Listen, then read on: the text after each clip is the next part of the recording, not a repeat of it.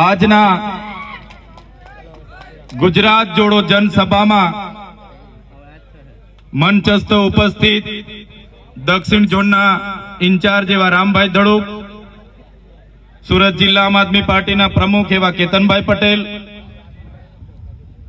માંગરોળ વિધાનસભાના પ્રભારી એવા સ્નેહલભાઈ વસાવા, સાથે ઉમરપાડા તાલુકાના પ્રમુખ એવા રણજીતભાઈ, માંગરોળ તાલુકા પ્રમુખ એવા શિરીષભાઈ, સાથે આમ આદમી પાર્ટીના ડેડિયાપાડાના નર્મદા જિલ્લાના ઉપપ્રમુખ એવા દેવેન્દ્રભાઈ, જનરલ સેક્રેટરી એવા દયારામભાઈ, માંડવીથી અહીંયા ઉપસ્થિત થયેલા બેન શ્રી સાયનાબેન, રુસ્તમભાઈ, વ્યારાથી પધારેલા જીમીભાઈ, અખિલભાઈ અને મંચસ્થ તમામ મહાનુભાવો, સાથે આજુબાજુના ગામોમાંથી મોટી સંખ્યામાં પધારેલા મારા પિતા તુલ્ય વડીલો, મારા માતા તુલ્ય મારી માતાઓ, મારી બહેનો અને મારા યુવાન મિત્રો, બધાને ચૈતર વસાવાના જોહાર કરું છું, સૌને મારા નમન કરું છું. સાથીઓ, તમે જોતા હશો કે 30 વર્ષ સુધી ભારતીય જનતા પાર્ટીને આપણે તક આપી અને આજે ભારતીય જનતા પાર્ટીના નેતાઓ જ્યારે આદિવાસી માટે બોલવાનું થાય, એસસી માટે બોલવાનું આવે, ઓબીસી માટે કઈ અવાજ ઉઠાવવાની વાત હોય કે માઇનોરિટી માટે કઈ વાત મૂકવાની હોય, તો કોઈ પણ નેતા આજે બહાર આવવા માટે તૈયાર નથી, બોલવા માટે તૈયાર નથી. આ નેતાઓને એમની ટિકિટની પડેલી છે. ત્યારે આજે ઉપસ્થિત મારા તમામ વર્ગના વડીલો અને માતા બહેનોને કહેવા માંગુ છું, હવે કોઈના સંબંધ, હવે કોઈની શરમ રાખવાની નથી. આવનારી ચૂંટણીમાં તમારે બધાએ ઝંપલાવવાનું છે અને એ લોકોને સત્તામાંથી તમારે બધાએ દૂર કરી દેવાનું છે. તમે જ રાજકારણથી દૂર ભાગતા રહેશો, તમે જાહેર જીવનમાં આવવાથી શરમાશો.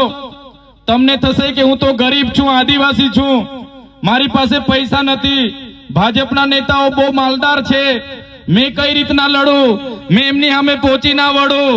તો આ તમારી સામે ચૈતર વસાવા છે, એમને જોઈ લો. ચૈતર વસાવા તમારા જેવા જ એક સામાન્ય પરિવારમાંથી આવે છે. મારા પરિવારમાં કોઈ રાજનીતિમાં નહોતું. હું ઉમરપાડા તાલુકામાં ગ્રામ સેવક અને વિસ્તરણ અધિકારી તરીકે નોકરી કરતો હતો અને ત્યારે મેં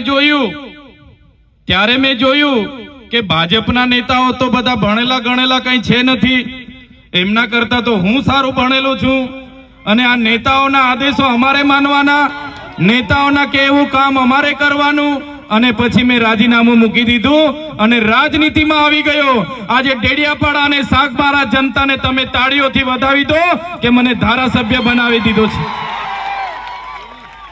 એટલા માટે ડેડિયાપાડા અને સાગબારાની જનતાને યાદ કરવી પડે કે ભારતીય જનતા પાર્ટીના વચનોમાં આવ્યા વગર, ભારતીય જનતા પાર્ટીના લોભ લાલચમાં આવ્યા વગર, કોઈના પૈસામાં આવ્યા વગર, કોઈના દારૂ અને ચવાણામાં આવ્યા વગર અમારી ડેડિયાપાડા અને સાગબારાની જનતા અમારા જેવા યુવા નેતાઓને ધારાસભ્યમાં ચૂંટીને ગાંધીનગર મોકલ્યા છે.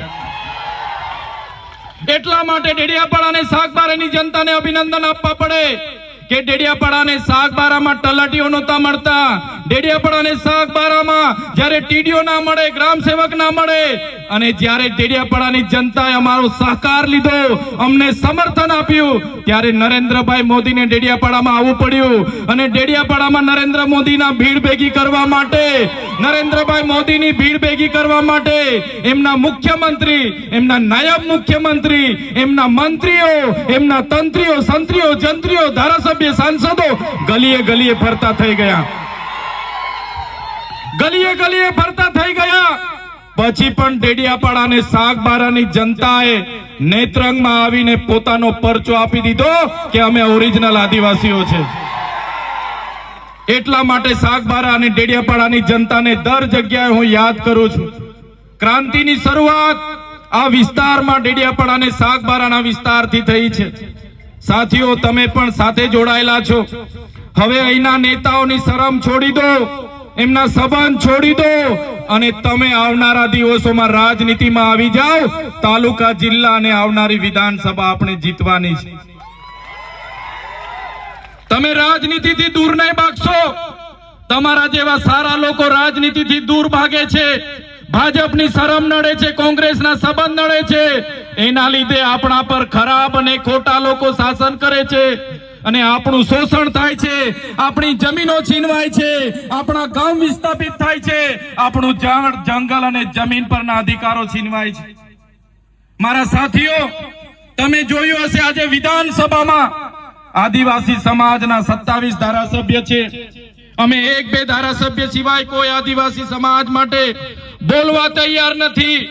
અમે ઉકાઈના વિસ્થાપિતો માટે બોલીએ, અમે નર્મદાના વિસ્થાપિતો માટે બોલીએ, અમે કરજણના વિસ્થાપિતો માટે બોલીએ, અમે આદિવાસી વિસ્તારના શિક્ષણ માટે બોલીએ, આદિવાસી વિસ્તારના શાળાઓ માટે બોલીએ, આરોગ્ય માટે બોલીએ. અને આપણા જ નેતાઓ સરકારની વાહવાહી કરે ત્યારે આપણા યુવાનોને આહવાન કરું છું, જે નેતાઓ આપણા મત બેંક તરીકે સમાજનો ઉપયોગ કરે છે એવા નેતાઓને હવે તમારે ઓળખી લઈને જાકારો આપવાનો સમય હવે આવી ગયો છે.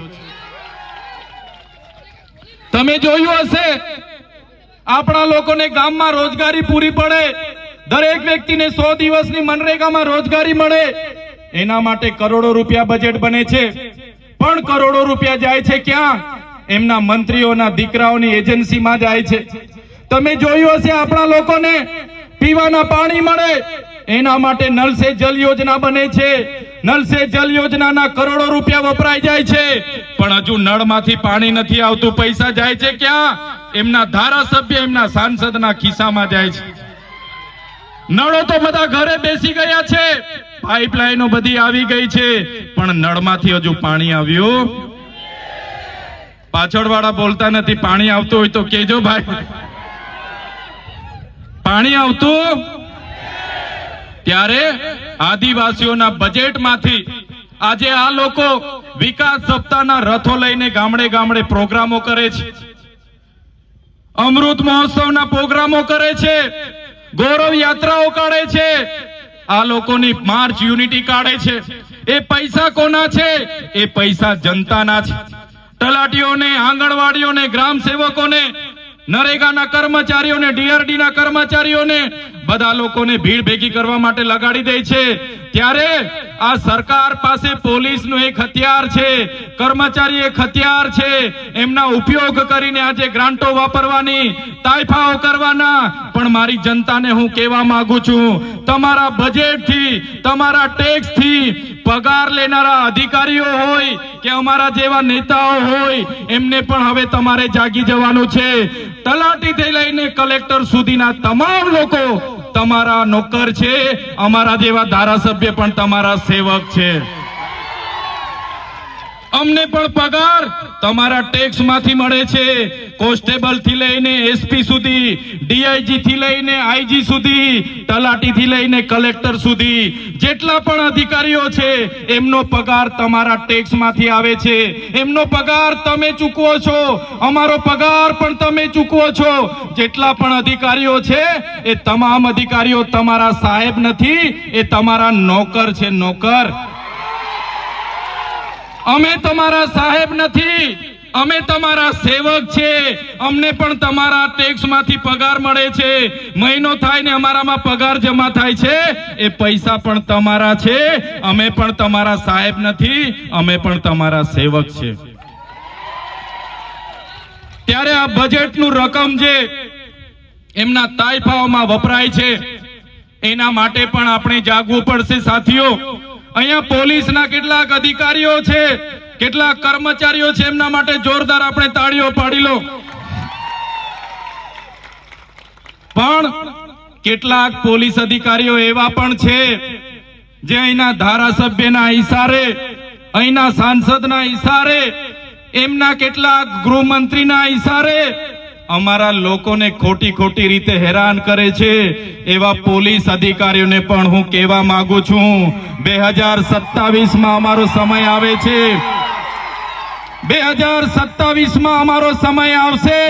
અમે તમારા જેવા પોલીસ અધિકારીઓ જે ભ્રષ્ટાચારી છે, હપ્તાખોરી કરે છે, જે લોકોને રાતોરાત કરોડપતિ બનવું છે, એવા લોકોને પણ પ્રમોશન આપીને સાબરમતી જેલમાં મોકલવા માટે અમે તૈયાર છે.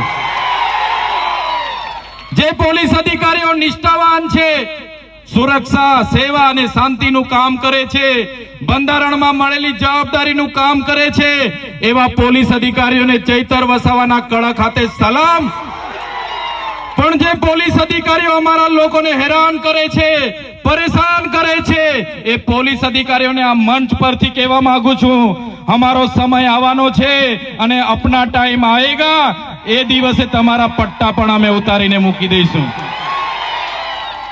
તમારા પટ્ટા એ કમરમાં પહેરવા માટે આપ્યા છે, તમારા પટ્ટા ગળામાં પહેરીને ધારાસભ્યની સાથે ફરવા માટે નથી. તમારા પટ્ટા ટોમીની જેમ ગળામાં પહેરીને સાંસદ સાથે ફરવા માટે નથી. જો જેટલા લોકો ટોમી બનીને ગળામાં પટ્ટા પહેરીને ફરે છે, પોલીસ અધિકારીઓ પણ કાન ખોલીને સાંભળી લે, 2027માં તમારી ફાઇલો પણ ખુલવાની છે. અમે દારૂ અને ડ્રગ્સ રોકવાની વાત કરીએ ત્યારે મારા પોલીસ અધિકારીઓ પીવાવાળાને લઈને આવે છે, પીવાવાળાને લઈને આવે છે, બસ પીવાવાળાને લઈને આવે છે. તો બુટલેગરોને કોણ લાવશે? તમારો કાકો. તમને પીવાવાળા દેખાય છે ને વેચવાવાળા દેખાતા નથી. ત્યારે એવા પોલીસ અધિકારીઓને પણ કહેવા માંગુ છું, અમે દારૂ અને ડ્રગ્સ માટે લડીએ છીએ, વિધાનસભામાં પણ લડીએ છીએ ને સડક પર પણ લડીએ છીએ. જે લોકો હપ્તાઓ સાથે જોડાયેલા હશે, ડ્રગ પેડલરો સાથે જોડાયેલા હશે, બુટલેગરો સાથે જોડાયેલા હશે, તો સંબંધ તોડી નાખજો. આવનારા દિવસોમાં ચૈતરભાઈ વસાવા, સ્નેહલભાઈ વસાવાની આગેવાનીમાં જનતા રેડ થવાની છે. આ વિસ્તારમાં નેશનલ હાઈવે 56 ના નામે અમારા લોકોની બારોબાર જમીનો છીનવાય છે. અહીંયા કોસંબાથી ઉમરપાડાના રેલવેના નામે ઝંખવાવના લોકોને રંજાડવામાં આવે છે. અહીંના પ્રાંત અધિકારી અહીંના ધારાસભ્યના ઇશારે પોલીસને મોકલે છે અને ઘરો ખાલી કરાવે છે. ત્યારે પ્રાંત અધિકારીને, એ કલેક્ટરને પણ હું કહેવા માંગુ છું, ઝંખવાવનો આદિવાસી સમાજ, ઝંખવાવનો મુસ્લિમ સમાજ, ઝંખવાવનો ઓબીસી સમાજ એ એકલો નથી. ઝંખવાવના લોકો એકલા નથી. ઝંખવાવના લોકો સાથે આખા ગુજરાતના લોકો છે. આજે તો અમે રેલી લઈને આવ્યા છે. અમારા ઝંખવાવના આદિવાસી, મુસ્લિમ અને ઓબીસી, એસટી, એસી ને તમે હેરાન કરશો, આ ઝંખવાવ અને વાડીમાં રેલો લાવીશું અમે, રેલો. અહીંયા ઉમરપાડામાં 70,000 હેક્ટરમાં અભયારણ્ય લાવવા માટે આપણા નેતા ગાંધીનગર આટા મારે છે કે અભયારણ્ય લાવવું છે. ત્યારે નેતાને કહેવા માંગુ છું, આ જંગલ એ આદિવાસીઓએ સાચવેલું અમારું જંગલ છે. તમારું અભયારણ્ય લાવવાની વાત તમે અહીંયા કરતા નહીં, બાકી તમારું જંગલ ખાતું પણ અહીંયા નજરે નહીં પડશે. 1 વર્ષ પહેલા મારા ડેડિયાપાડામાં આ બાજુના કોઈ મંત્રી હતા, 400 કરોડ પ્રોજેક્ટ લઈને માલસામોટમાં આવ્યા હતા. એમને પૂછી લેજો હું હાલ થાય છે. ઊભી પૂછડીએ ભાગવું પડ્યું, આજ દિન સુધી દેખાયા નથી. ઓલપાડના હતા, અમારે ત્યાં વિકાસ વિકાસ કરતા કરતા આવ્યા હતા. માલસામોટમાંથી એવા તગડેલા છે કે હજુ દેખાતા નથી. ત્યારે અભયારણ્યના નામે, નેશનલ હાઈવે 56 ના નામે, રેલવેના નામે અને જે સોલાર ઉર્જાનો પ્રોજેક્ટ લાવવાના નામે અમારા લોકોને છંછેડ છો, તો આ વિસ્તારના ધારાસભ્ય અને આ વિસ્તારના સાંસદ નેતા અમે રેલો લાવી દઈશું, રેલો. આ ધારાસભ્ય અને સાંસદનો એમની સરકારમાં કઈ ઉપજતું નથી ભાઈ, કોઈ બોલવા તૈયાર નથી. આ તો પેલા ડુગડુગિયા વાળા રમકડાની જેમ છે, ચાવી ફેરવે એટલું જ બોલે છે. એમની સરકારમાં કોઈનું ચાલતું નથી. આ બાજુના વિધાનસભામાંથી એક મંત્રી હતા, બહુ અહીંયા પાવર કરતા હતા, સરકારમાં એનું કઈ ચાલતું નતું. હવે ઘરે બેહાડી દીધા છે. એટલે તમને કહેવા માંગુ છું, આ સરકારમાં જેટલા પણ ધારાસભ્ય છે, જેટલા પણ સાંસદો છે, જેટલા પણ એમના મંત્રી તંત્રી છે, આ કોઈ સરકાર નથી ચલાવતા, આ બધા સરઘસ ચલાવે છે, સરઘસ. એમના રિંગ માસ્તરો તો દિલ્હીમાં બેઠા છે, ત્યાંથી રિંગ ફેરવે અને એના મંત્રી તંત્રીઓ બોલતા પોપટની જેમ ફરતા થઈ જાય છે. એ તમારો અવાજ નથી બનવાના, તમારા માટે નથી લડવાના. ત્યારે એ વાત કરવા માટે અમે આવ્યા છે. તમે જોયું હશે ચૈતરભાઈ વસાવા આ વિસ્તાર અને આદિવાસી સમાજ, ગુજરાતની જનતા દરેક વર્ગ માટે લડે, યુવાનો માટે લડે, મહિલાઓ માટે લડે, ખેડૂતો માટે લડે, વિદ્યાર્થીઓ માટે લડે, આમ આદમી પાર્ટી શિક્ષણ માટે લડે, વીજળી માટે લડે, સ્થાનિકોને રોજગાર માટે લડે. ત્યારે આ ભૂપેન્દ્રભાઈ પટેલને, આ હર્ષભાઈ સંઘવીની પોલીસને ગમતું નથી. સાથીઓ, અમને પણ જેલમાં નાખી દેવામાં આવે છે. તમે જોયું હશે 2023માં મારા પરિવાર, મારા ધર્મપત્ની, મારી બહેનો, એમના જમાયો, અમને 9 જણને અમને જેલમાં નાખી દીધા. અને 2023માં 90 દિવસ સુધી જેલમાં રાખવામાં આવ્યા. અમને ડરાવવામાં આવ્યા, દબાવવામાં આવ્યા, અમને હેરાન કરવામાં આવ્યા.